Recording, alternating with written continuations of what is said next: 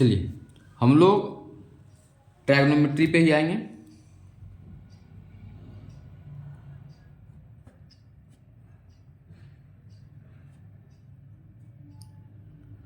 अभी ट्रायगोनोमेट्री का बेसिक पढ़ाएंगे और बेसिक इससे पहले वाले वीडियो में दिए हैं, वहाँ देखिए बहुत सारे कॉन्सेप्ट आपको समझ में आएंगे और कोई भी ट्रायगोनोमेट्री का जो भी क्वेश्चन बनाइएगा तो उसमें वो बेसिक कॉन्सेप्ट आपको फायदा देगा, काम देगा। अब ध्यान दीजिएगा, तो कुछ बेसिक था। जैसे ट्रायगोनोमेट्री पढ़ने से पहले क्या है कि हम लोग को एक थ्योरम है पाइथागोरस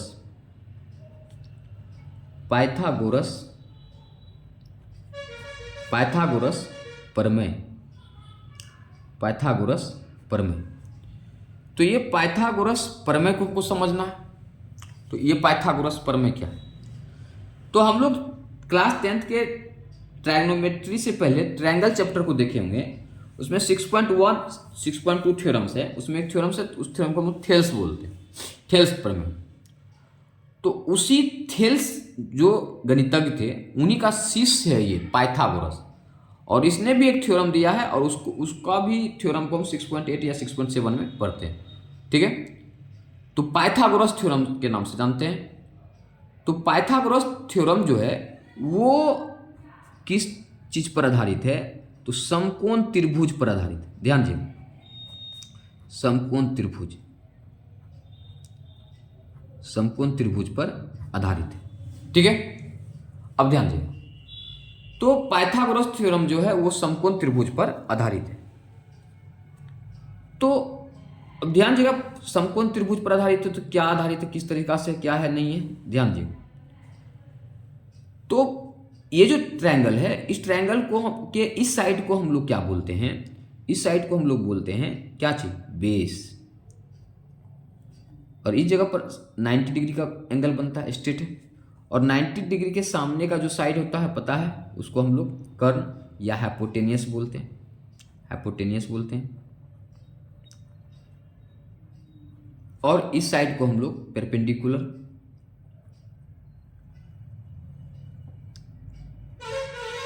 इसको हम लोग लंब बोलते हैं।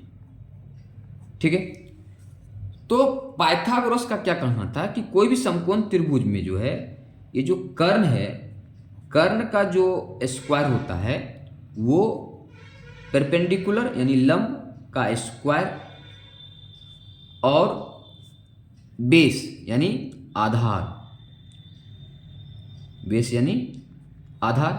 यानी कर्ण का स्क्वायर जो होता है वो लंब के स्क्वायर और आधार के स्क्वायर के सम यानी योगफल के बराबर होता है।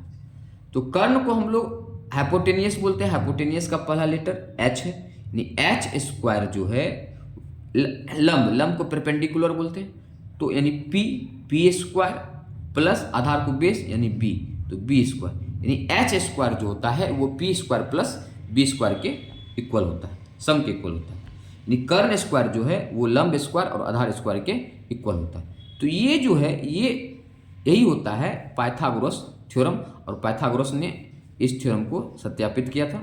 ठीक है, और खास बात कि जब कोई भी समकोण त्रिभुज होता है जिसे लंब होता है, बेस होता है, कर्ण होता है, तो ये तो इसके स्क्वायर का कर्ण का यदि स्क्वायर करते हैं और तब लंब का स्क्वायर करते हैं और आधार का स्क्वायर करते हैं, तो इसके स्क्वायर को आपस में जोड़ते हैं तो इसके स्क्वायर के इक्वल होता है। और ऐसे भी जब ये तीन साइड है तो तीन साइड में जो है कर्ण का जो साइड होता है हमेशा लंब से भी अधिक और बेस से भी क्या होता है? अधिक होता है। तो लंब और आधार आपस में छोटा बड़ा हो सकता है, लेकिन जो भी होगा तो कर्ण से कम होगा, कर्ण इससे भी अधिक होगा और इससे भी अधिक होगा हमेशा, ध्यान दीजिए। तो ये होता है आपका पाइथागोरस थ्योरम।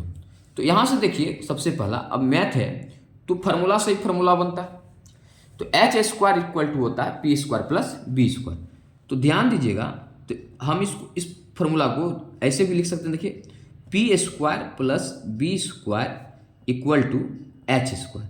ठीक है, अब ध्यान दीजिए, तो जब हमको होता है क्या, तीन केस हुआ, देखिए h p b।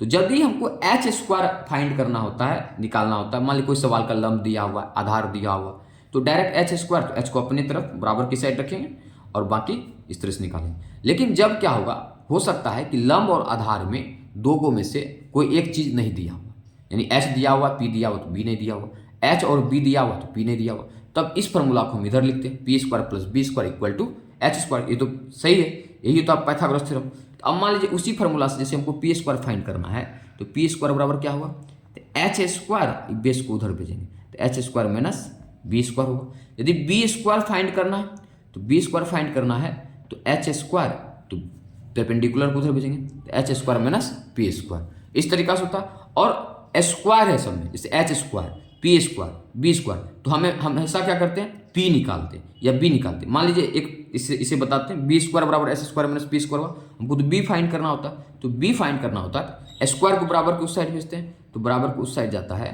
तो यहाँ पर एच स्क्वायर माइनस क्या होता है, पी स्क्वायर होता है।